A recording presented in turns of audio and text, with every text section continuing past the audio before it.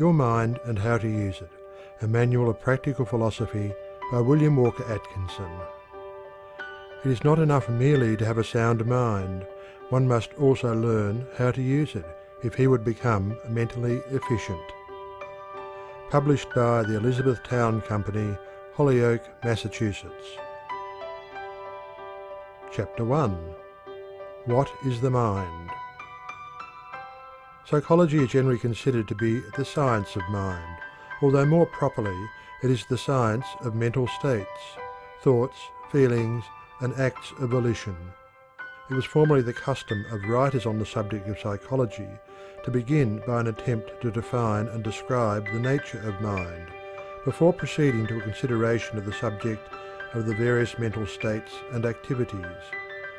But more recent authorities have rebelled against this demand, and have claimed that it is no more reasonable to hold that psychology should be held to an explanation of the ultimate nature of mind than it is that physical science be held to an explanation of the ultimate nature of matter. The attempt to explain the ultimate nature of either is futile. No actual necessity exists for explanation in either case. Physics may explain the phenomena of matter, and psychology the phenomena of mind, without regard to the ultimate nature of the substance of either. The science of physics has progressed steadily during the past century, notwithstanding the fact that the theories regarding the ultimate nature of matter have been revolutionized during that period. The facts of the phenomena of matter remain, notwithstanding the change of theory regarding the nature of matter itself. Science demands and holds fast to facts, regarding theories as but working hypotheses at the best. Someone has said that theories are but the bubbles with which the grown-up children of science amuse themselves. Science holds several well-supported, though opposing, theories regarding the nature of electricity, but the facts of the phenomena of electricity and the application thereof are agreed upon by the disputing theorists, and so it is with psychology. The facts regarding mental states are agreed upon, and methods of developing mental powers are effectively employed, without regard to whether the mind is a product of the brain, or the brain merely an organ of the mind. The fact that the brain and nervous system are employed in the phenomena of thought is conceded by all, and that is all that is necessary for a basis for the science of psychology. Disputes regarding the ultimate nature of mind are now generally passed over to the philosophers and metaphysicians, while psychology devotes its entire attention to studying the laws of mental activities and to discovering methods of mental development. Even philosophy is beginning to tire of the eternal why, and is devoting its attention to the how phase of things. The pragmatic spirit has invaded the field of philosophy, expressing itself in the words of Professor William James, who said, "Pragmatism is the attitude of looking away from first things, principles, categories, supposed necessities, and of looking forward toward last things, fruits, consequences, facts." Modern psychology is essentially pragmatic in its treatment of the subject of the mind. Leaving to metaphysics the old arguments and disputes regarding the ultimate nature of mind, it bends all its energies upon discovering the laws of mental activities and states, and developing methods whereby the mind may be trained to perform better and more work, to conserve its energies, to concentrate its forces. To modern psychology, the mind is something to be used, not merely something about which to speculate and theorize. While the metaphysicians deplore this tendency, the practical people of the world rejoice. Mind defined. Mind is defined as a faculty or power whereby thinking creatures feel, think, and will. This definition is inadequate and circular in nature, but this is unavoidable, for mind can be defined only in its own terms, and only by reference to its own processes. Mind, except in reference to its own activities, cannot be defined or conceived. It is known to itself only through its activities. Mind without mental states is a mere abstraction, a word without a corresponding mental image or concept. Sir William Hamilton expressed the matter as clearly as possible when he said, "What we mean by mind is simply that which perceives, thinks, feels, wills, and desires. Without the perceiving, thinking, feeling, willing, and desiring, it is impossible to form a clear conception or mental image of mind. Deprived of its phenomena, it becomes the merest abstraction." Think about that which thinks. Perhaps the simplest method of conveying the idea of the existence and nature of the mind is that attributed to a celebrated German teacher of psychology, who was wont to begin his course by bidding his students think of something, his desk, for example. Then he would say, "Now, think of that which thinks about the desk." Then, after a pause, he would add, "This thing which thinks about the desk, and about which you are now thinking, is the subject matter of our study of psychology." The professor could not have said more had he lectured for a month. Professor Gordy has well said on this point, "The mind must either be that which thinks, feels, and wills, or it must be the thoughts, feelings, and acts of will of which we are conscious. Mental facts, in one word. But what can we know about that which thinks, feels, and wills? And what can we find out about it? Where is it? You will probably say, in the brain. But if you are speaking literally, if you say that it is in the brain, as a pencil is in the pocket, then you must mean that it takes up room, that it occupies space, and that would make it very much like a material thing. In truth, the more carefully you consider it, the more plainly you will see what thinking men have known for a long time, that we do not know and cannot learn anything about the thing which thinks and feels and wills. It is beyond the range of human knowledge. The books which define psychology as the science of mind have not a word to say about that which thinks and feels and wills. They are entirely taken up with these thoughts and feelings and acts of the will, mental facts in a word, trying to tell us what they are and to arrange them in classes, and tell us the circumstances or conditions under which they exist. It seems to me that it would be better to define psychology as the science of the experiences, phenomena, or facts of the mind, soul, or self, of mental facts, in a word. In view of the facts of the case, and following the example of the best of the modern authorities, in this book we shall leave the consideration of the question of the ultimate nature of mind to the metaphysicians, and shall confine ourselves to the mental facts, the laws governing them, and the best methods of governing and using them in the business of life. The classification and method of development to be followed in this book is as follows. 1. The mechanism of mental states, that is, the brain, nervous system, sense organs, etc. 2. The fact of consciousness and its planes. 3. Mental processes or faculties, that is, 1. Sensation and perception. 2. Representation or imagination and memory. 3. Feeling or emotion. 4. Intellect or reason and understanding. 5. Will or volition.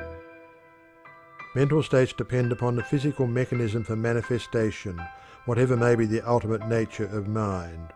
Mental states, whatever their special character, will be found to fit into one of the above 5 general classes of mental activities. End of Chapter 1. Chapter 2. The mechanism of mental states. The mechanism of mental states, the mental machinery by means of which we feel, think, and will, consists of the brain, nervous system, and the organs of sense. No matter what may be the real nature of the mind, no matter what may be the real nature of mind, no matter what may be the theory held regarding its activities, it must be admitted that the mind is dependent upon this mechanism for the manifestation of what we know as mental states. Wonderful as is the mind, it would seem to be dependent upon this physical mechanism for the expression of its activities, and this dependence is not upon the brain alone, but also upon the entire nervous system. The best authorities agree that the higher and more complex mental states are but an evolution of simple sensation, and that they are dependent upon sensation for their raw material of feeling and thought. Therefore, it is proper that we begin by a consideration of the machinery of sensation. This necessitates a previous consideration of the nerves. The nerves. The body is traversed by an intricate system of nerves, which has been likened to a great telegraph system. The nerves transmit sensations from the various parts of the body to the great receiving office of the brain. They also serve to transmit the motor impulses from the brain to the various parts of the body, which impulses result in motion of appropriate parts of the body. There are also other nerves with which we have no concern in this book, but which perform certain physiological functions, such as digestion, secretion, excretion, and circulation. Our chief concern at this point is with the sensory nerves. The sensory nerves convey the impressions of the outside world to the brain. The brain is the great central station of the sensory nerves, the latter having countless sending stations in all parts of the body, the wires terminating in the skin. When these nervous terminal stations are irritated or excited, they send to the brain messages calling for attention. This is true not only of the nerves of touch or feeling, but also of those concerned with the respective senses of sight, smell, taste, and hearing. In fact, the best authorities hold that all the five senses are but an evolution of the primary sense of touch or feeling. The sense of touch. The nerves of the sense of touch have their ending in the outer covering or skin of the body. They report contact with other physical objects. By means of these reports, we are aware not only of contact with the outside object, but also of many facts concerning the nature of that object, as, for instance, its degree of hardness, roughness, etc., and its temperature. Some of these nerve ends are very sensitive, as for example those of the tip of the tongue and finger ends, while others are comparatively lacking in sensitiveness, as, for illustration, those of the back. Certain of these sensory nerves confine themselves to reporting contact and degrees of pressure, while others concern themselves solely with reporting the degrees of temperature of the objects with which their ends come in contact. Some of the latter respond to the higher degrees of heat, while others respond only to the lower degrees of cold.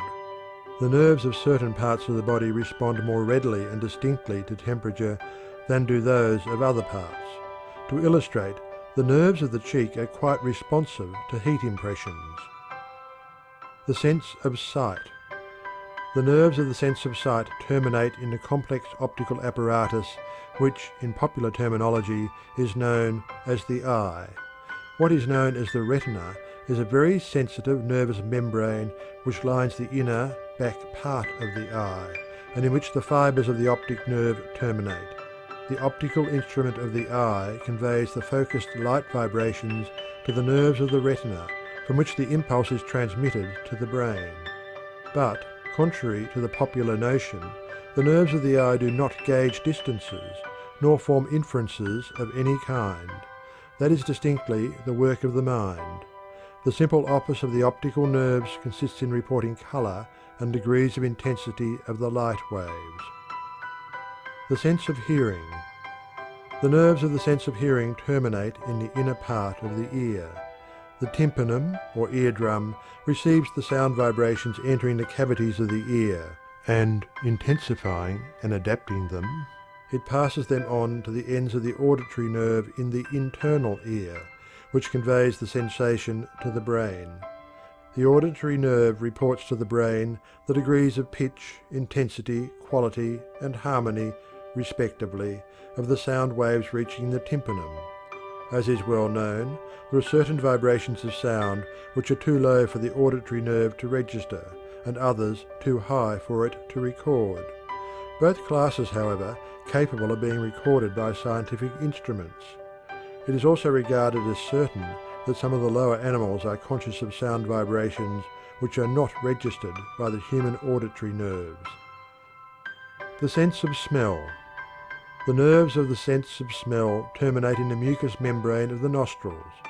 In order that these nerves report the odour of outside objects, actual contact of minute particles of the object with the mucous membrane of the nostrils is necessary. This is possible only through the passage through which the nostrils of air containing these particles. Mere nearness to the nostril will not suffice. These particles are, for the most part, composed of tenuous gases. Certain substances affect the olfactory nerves much more than do others, the difference arising from the chemical composition of the substance. The olfactory nerves convey the report to the brain. The sense of taste. The nerves of the sense of taste terminate in the tongue, or rather, in the tiny cells of the tongue which are called taste buds. Substances taken into the mouth chemically affect these tiny cells, and an impulse is transmitted to the gustatory nerves, which then report the sensation to the brain. The authorities claim that taste sensations may be reduced to 5 general classes, that is, sweet, bitter, sour, salty, and hot. There are certain nerve centres having important offices in the production and expression of mental states, located in the skull and in the spinal column, the brain and spinal cord, which we shall consider in the following chapter. End of chapter 2. Chapter 3. The Great Nerve Centres. The great nerve centres which play an important part in the production and expression of mental states are those of the brain and spinal cord, respectively. The spinal cord. The spinal cord is that cord or rope of nerve substance which is enclosed in the spinal column or backbone. It leaves the lower part of the skull and extends downwards in the interior of the spinal column for about 18 inches. It is continuous with the brain, however, and it is difficult to determine where one begins and the other ends. It is composed of a mass of grey matter, surrounded by a covering of white matter. From the spinal cord, along its length, emerge 31 pairs of spinal nerves, which branch out to each side of the body and connect with the various smaller nerves, extending to all parts of the system. The spinal cord is the great central cable of the nervous telegraphic system, and any injury to or obstruction of it cripples or paralyses those portions of the body, the nerves of which enter the spinal cord below the seat of the injury or obstruction.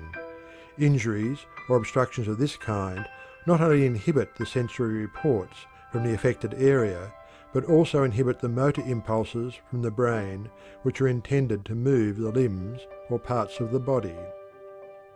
The ganglia, or tiny brains. What are known as ganglia, or tiny bunches of nerve centres, are found in various parts of the nervous system, including the spinal nerves. These groups of nerve cells are sometimes called little brains, and perform quite important offices in the mechanism of thought and action.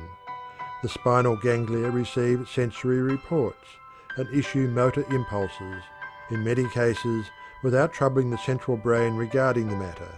These activities are known as reflex nervous action. Reflex action.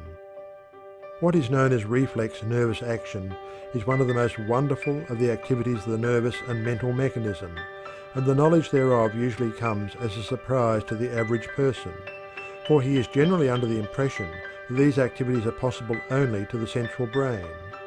It is a fact that not only is the central brain really a trinity of 3 brains, but that, in addition to these, everyone has a great number of little brains distributed over his nervous system, any and all of which are capable of receiving sensory reports and also of sending forth motor impulses. It is quite worthwhile for one to become acquainted with this wonderful form of neuromental activity.